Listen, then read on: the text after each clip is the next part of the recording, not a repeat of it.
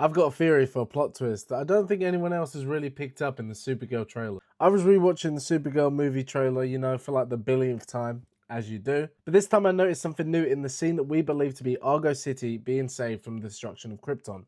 You know the scene where the dome comes over the city and takes off a chunk of the planet?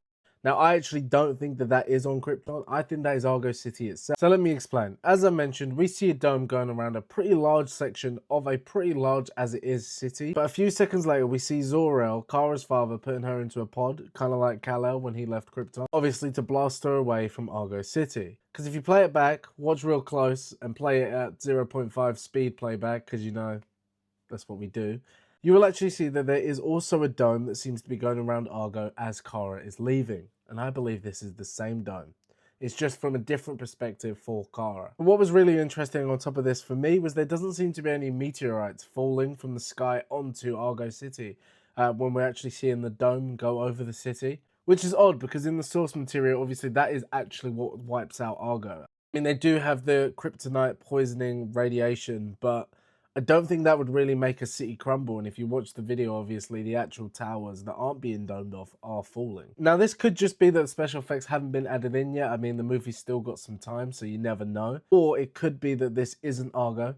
I guess that is what a lot of people think anyway. So it's Krypton, so of course there are going to be no meteors. Here's what I think the big twist will be. What if Argo isn't hit by a meteor swarm like in the comic? What if it's actually Brainiac taking the central part of this already torn apart city, causing everything else to kind of just shatter as he removes that centerpiece? Maybe in this DCU, Kandor isn't a separate city in Krypton. It's actually a part of Argo that Brainiac takes and for whatever reason decides to call it Kandor, or the people that still live in that part of the city decide to rename it in like a new coming of age sort of way.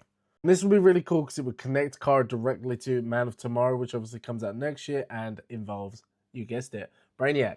But above that all, obviously, if she finds out at the end of this movie or next movie that Brainiac did in fact take a part of that, it would give her a reason to keep fighting as she always does. Obviously, again, that is just headcanon. It's a theory going on inside here. I don't know if there's any truth to it, but let me know what you think. Do you think that is plausible in any way, shape, or form?